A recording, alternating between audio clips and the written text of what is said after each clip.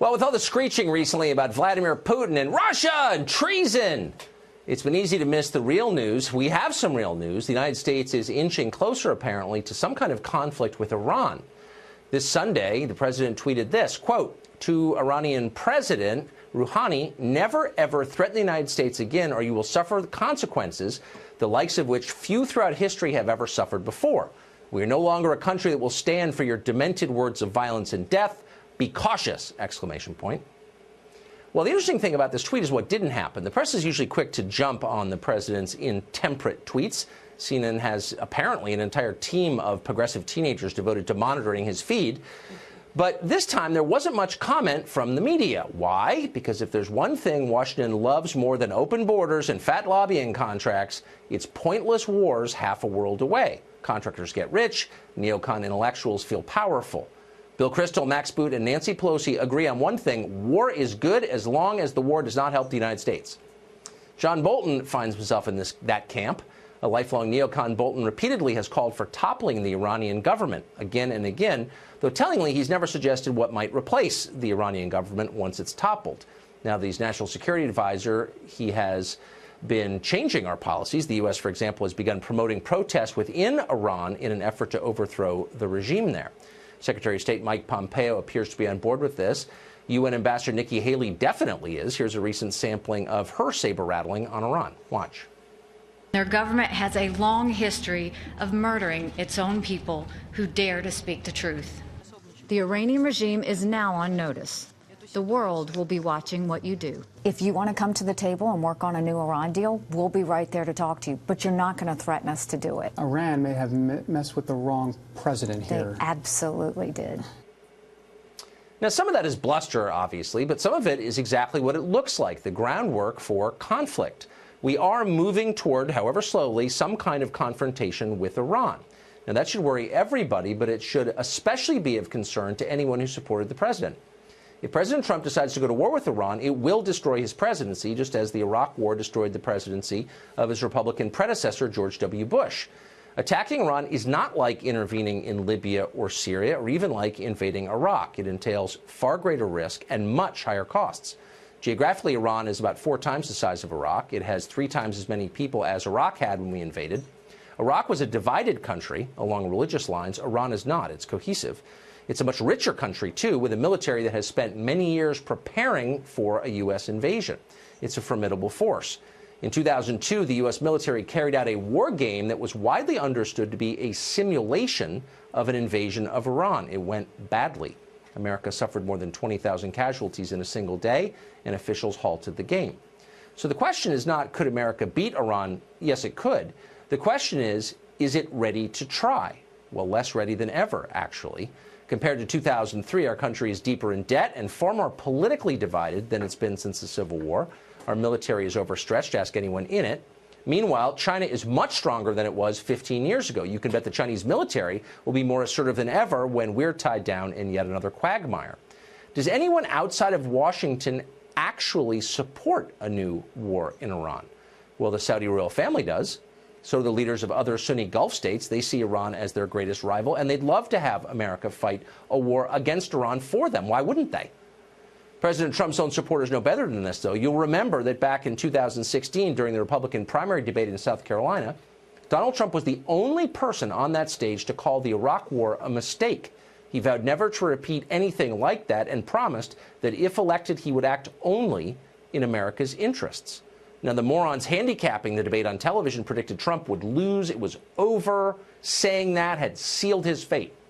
And, of course, they were wrong, and he won. Republican voters agreed with him, it turned out. They had a better sense of the truth. A lot of their kids were serving in the military. 2.5 years later, amazingly, the president's advisors are telling him he must abandon that promise. Iran is too important, they say. It's the greatest threat this country faces, despite the fact that virtually every terror attack in America has been inspired not by Iran, but by Iran's Sunni enemies. Doesn't matter. The mullahs are months away from building a nuke, the neocons tell us. Keep in mind, these people have been saying the exact same thing, word for word, for more than a decade. You can look it up on Google. They have no idea what they're talking about. Their track records are embarrassing, disaster after disaster. They ought to be selling timeshares in Maui or doing something useful. Instead, they have more political power than they've ever had.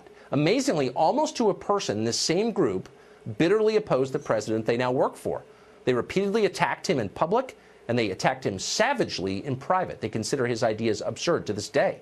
They regard the notion of putting America first as morally offensive. They are fully on Bill Kristol's team. In fact, just last week, Kristol was encouraging Nikki Haley to challenge her boss, Donald Trump, for the Republican nomination 2 years from now, in a way that makes sense. If there was ever a swamp in Washington, you are looking at it, the foreign policy establishment. They are working overtime to ensnare the president in a mess in Iran. Let's hope that he understands exactly what's going on. Douglas Macgregor is a retired Army colonel, author of the book Margin of Victory, a frequent guest on the show, and he joins us tonight. Colonel Macgregor, thank you very much for coming on. Thanks, Tucker. I appreciate it. So I can't help, since I've been in Washington for 30 years, notice that the very people who are pushing this new entanglement, this new enterprise, are the Trump administration's gravest enemies on almost every subject. And they are also the same people who predicted outcomes that never came to pass. In other words, they've been wrong again and again and again and again. How do these people still have power? Well, look, I think President Trump lost control of the whole appointment process and staffing the government shortly after the election. I don't know the details, but he ended up appointing large numbers of people who subsequently brought in their friends, almost all of whom were opposed to Donald Trump and his agenda. But I think it's important to say something about the president's comment, because the president's right. If you look at the Iranian defense establishment, we spend more money on one Ford-class aircraft carrier than Iran spends on its entire military establishment. So if there were a war, it would be a very one-sided affair. But the problem is that wars don't work that way. They tend to move in directions that no one anticipated. Suddenly, people that you would think would otherwise avoid conflict might decide that it's not in their interest to see Iran destroyed. And I'm thinking of Russia, and I'm thinking of China as perfect examples. Why would they stand by and watch us pulverize Iran? It seems very unlikely. So I think President Trump understands that. In fact, this afternoon when he talked to the VFW, he made the comment that he pulled out of the deal with Iran, but he's open to another deal. He's open to talking, to negotiating. He's talked to the Russians, and he's talked to the North Koreans. That seems to have had a positive impact, certainly in Northeast Asia. We don't know what will happen in the future, but I think that's a good sign. So I think dealing with Donald Trump, understand that anyone who threatens the United States with this man in the White House should seek psychiatric care. They're crazy, because Donald Trump means what he says. He will fight to defend the United States. On the other hand, I don't see any evidence that he's interested in precipitating a conflict. Do you think the advisors around him, whose comments we just played, Nikki Haley, for example, or John Bolton, I mean, they seem to come at this with pre-existing agendas? Well, of course. But the good news is that President Trump hasn't listened very much to his advisors. If he did, we would never have made any progress on the Korean Peninsula. We would not be working with the Chinese. We would never have met with Vladimir Putin. So God bless the president. He doesn't listen to these people. So I'm not too worried about that. The thing that does worry me, though, given some of the comments that have been made, is this red meat on the table for the war lobby. You and I know that there are a lot of people who would welcome conflict with Iran. That's obvious. I think the president needs to watch carefully for the potential for something like the Gulf of Tonkin incident. Many of your viewers may not remember that. It never happened.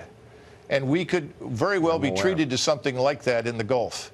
We should watch for that. And this is an example of President Trump's comments on fake news. He should not be sabotaged by fake news. I agree. We've seen it happen twice in Syria, twice. Colonel, thank you very much. Great to see you.